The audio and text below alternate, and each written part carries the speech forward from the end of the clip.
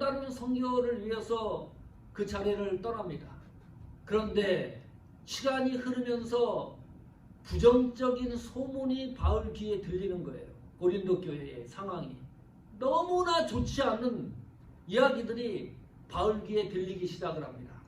4년 5년이 흘렀습니다. 고린도 교회를 개척하고 에베소라는 지역에서 바울이 급히 편지를 씁니다. 이 문제를 해결하려고.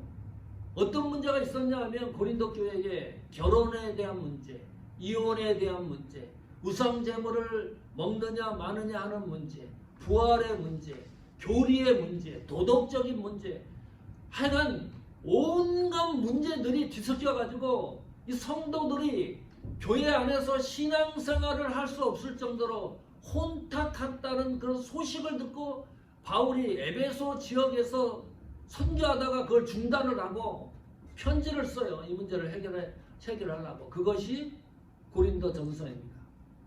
고린도 교회의 가장 큰 문제가 어떤 문제였냐 하면 그런 소소한 문제도 있었지만 가장 큰 문제가 분쟁이었습니다. 성도들끼리 다투는 거였습니다. 쪼개지는 거였습니다. 아니 교회 안에 바울파가 있어요. 게바파가 있어요. 베드로파가 있고 바울파가 있고 그리스도파가 있고 네 파로 성도들이 쪼개져 가지고 무리파가 옳다 싸우고 다투고 분쟁하는 일이 교회 안에서 일어났습니다. 바울이 그 이야기를 듣고 얼마나 답답했을까요? 그래서 편지를 쓰는 거예요. 그 문제를 해결하기 위해서. 바울도 바나바와 헤어진 경험이 있기 때문입니다. 그래서 바울이 그 내용을 언급하는 것에서 논리적으로 이론적으로 바울이 기록한 것이 아니라 바울의 정서와 경험이 들어간 기록입니다. 왜냐하면 바울이 경험했기 때문입니다. 다툼과 분쟁을. 그리고 바울이 기록한 그 내용을 바울은 어떻게 실천하는 것까지 우리는 눈여겨봐야 됩니다. 그래야 완성된 작품이 되는 거니까요. 고린도전서 1장 10절입니다. 이렇게 얘기를 해요. 그 분쟁과 다툼을 해결하는 방법을 형제들아 내가 우리 주 예수 그리스도의 이름으로 너희를 권하노니 다 같은 말을 하고 너희 가운데 분쟁이 없어 같은 마음과 같은 뜻으로 온전히 합하라. 이것이 바울의 메시지예요. 다툼과 분쟁을 해결하는 방법, 교회에 문제가 있을 때 해결하는 방법, 성도와 성도 간의 관계를 회복하는 방법, 어떻게 협력해서 하나님의 선한 뜻을 이루어 나가느냐 하는 방법, 그 모든 방법이 고린도전서 1장 10절에 바울의 경험으로 기록해 놓은 거예요. 첫 번째, 같은 말을 하라. 같은 말을 하라. 무슨 말인가요? 내 생각대로 말하지 마라. 내 뜻대로 말하지 마라. 내 결정대로 말하지 마라. 내 판단대로 말하지 마라. 아무리 생각해도 내 뜻과 판단과 결정이 옳다 해도 그것이 분명히 사실이라 해도 하나님 말씀에 순종하는 언어를 사용하라. 그래야 같은 말이 되는 거예요. 교회 안에서는 내 말이 이것이 내 말로 화합이 됩니까? 절대 안 됩니다. 하나님 말씀에 순종하는 언어가 뭡니까? 격려하고 위로해주고 힘을 주는 언어입니다. 두 번째, 고린도전서 1장 10절에 같은 말을 하고 너희 가운데 분쟁이 없이 같은 마음과 그랬습니다. 두 번째는 같은 마음입니다. 분쟁이 없이 같은 마음이에요. 분쟁이 생기면 같은 마음을 가질 수가 없다. 신앙생활하면서 그런 거 있죠. 내 마음과 같지 않아요. 내 생각과 같지 않아요. 내 마음을 상대방이 알아주고 내 마음처럼 해주면 좋은데 그런 경우는 거의 없어요. 상대방은 내 마음처럼 요구할 수도 있어요. 아무리 좋은 마음이라고 해도 그것이 전달하는 데는 받아들이는 사람이 또 상처를 입을 수도 있어요. 여기서는 내 마음을 하나의 마음으로 이것을 연합하라고 하는 뜻이 아닙니다. 여기서 마음은 예수 그리스도의 마음입니다. 내 마음이 아니고 빌립보서 2장 5절입니다. 너희 안에 이 마음을 품어라. 곧 그리스도 예수의 마음이니 그래야지만 같은 마음이 될 수 있다. 교회 안에서는. 예수님 마음이 뭐지요? 정리를 해보십시오. 예수님은 어떤 마음을 갖고 있습니까?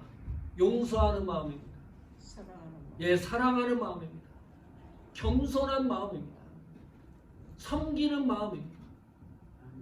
그 마음이 없으면 교회 안에서는 같은 마음으로 통일성 있게 움직일 수가 없다. 바울이 그 경험한 거 아닙니까? 바나바와 다투고 헤어지면서.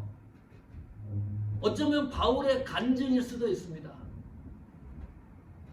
세 번째는 다시 돌아와 보십시오. 같은 뜻으로 온전히 합하라 그랬습니다. 이 합하다라고 하는 단어가 그물을 깁다 이겁니다. 그물이 찢어졌는데 한 뜸 한 뜸 깃잖아요. 온 정성을 들여야 합해지는 거예요. 합해지는 것은 같은 뜻으로 온전히 합해지는 겁니다. 내 뜻으로 합해지는 경우는 거의 없습니다. 내 마음으로 합해지는 경우는 거의 없어요. 내 말로 교회의 성도들이 하나로 모아지는 경우는 거의 없어요. 무슨 뜻으로 모아지는 거예요? 하나님의 뜻으로 모아지는 겁니다. 예수님의 뜻으로 모아지는 거예요. 성령의 뜻으로 모아지는 겁니다. 성도 개인 한 사람 한 사람들이 그래서 하나님의 뜻을 추구하는 것이 이렇게 중요한 거예요.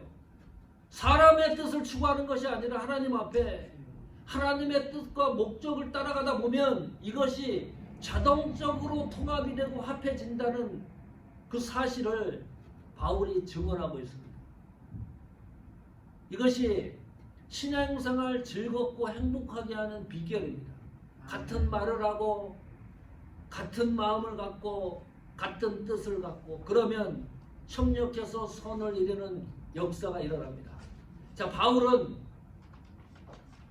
분쟁과 다툼을 해결하는 방법을 자신의 경험에 의해서 고린도전서 1장 10절에 기록을 해놨지요. 그럼 바울은 진짜 이렇게 했을까? 이것도 궁금해요. 바울이 만약에 고린도전서 1장 10절을 이렇게 기록해놓고 바울은 이 말씀처럼 하지 않았다 그러면 우리는 믿을 이유가 없습니다. 이 말씀을 따라갈 이유가 없습니다. 바울은 고린도전서 1장 10절의 말씀처럼 과연 행했을까? 이것이 관건입니다. 살펴보니까요. 이런 기록이 있어요. 사도행전 15장 39절에 바나바가 사라지잖아요. 기록에서 이제 없어집니다. 그런데 바울이 3차 전도 여행을 할 때 바나바 이름을 기록을 해요. 어떻게 기록을 하느냐? 나도 지금 자비량으로 헌신하고 있다. 천막을 만들고 그리고 교회로부터 후원을 받아가면서 선교사역을 잘 감당하고 있다. 거기서 끝나는 게 아니고 바울이 그렇게 고백을 합니다. 나뿐만 아니라 바나바도 자비량으로 헌신하고 수고하는 것을 기록해 놓고 있습니다. 무슨 말이냐면 바울은 바나바와 헤어졌지만 바나바의 사역을 존중하고 있다는 증거입니다. 그럼 마가는 어떤 관계를 이루었을까요? 이 바울이 절대로 데려가지 않겠다고 뜻을 굽히지 않았던 마가와의 관계는 어떨까? 그런데 골로새서 4장 10절입니다. 나와 함께 갇힌 아리스다고와 바나바의 생질 마가와 이 마가에 대하여 너희가 명을 받았음에 그가 이르거든 영접하라. 놀랍죠? 갇혔다. 감옥에 갇힌 겁니다. 아리스다고와 바나바의 생질 마가입니다. 마가가 여기에 바울 감옥에 갇혔는데 마가도 그 현장에 함께 있어요. 세월이 흐르면서 이 마가와 바울은 사역의 동행자가 되었다는 것을 증거합니다. 그뿐만이 아니고 골로새 교회에 당부를 해요. 마가가 가면 충분히 영접을 해라. 환영을 해라. 동역자라고 하는 의미가 강하게 들어있습니다. 디모데후서 4장 11절입니다. 누가만 나와 함께 있느니라. 내가 올 때에 마가를 데리고 오라. 저가 나의 일에 유익하니라. 이 장면은 눈물겨운 장면입니다. 바울이 로마 감옥에서 죽음을 눈앞에 두고 있는 장면입니다. 잠시 후면 바울은 참수를 당하고 모든 사역을 마무리하는 단계입니다. 그때 두 사람 이름을 특별히 기록을 해요.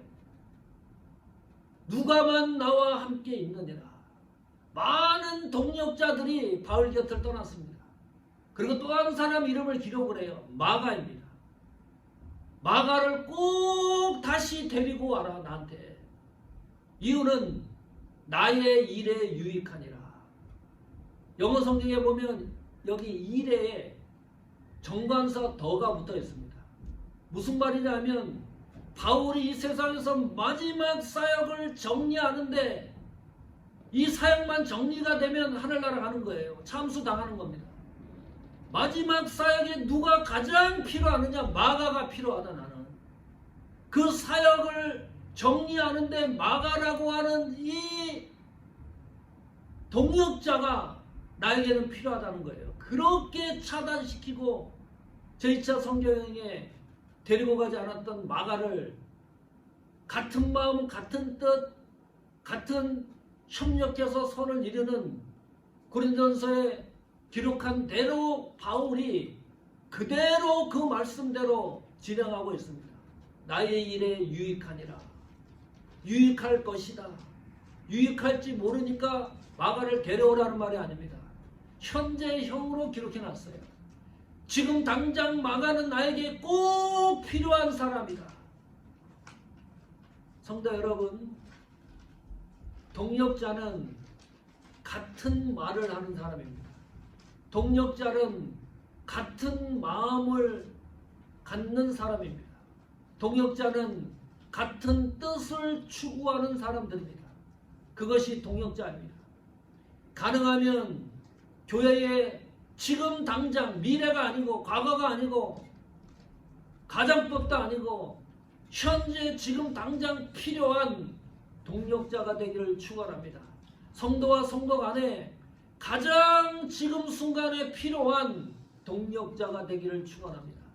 이것이 동역자를 통해서 협력해서 하나님의 역사를 이루는 방향성입니다. 그 은혜가 강해지기를 축복합니다.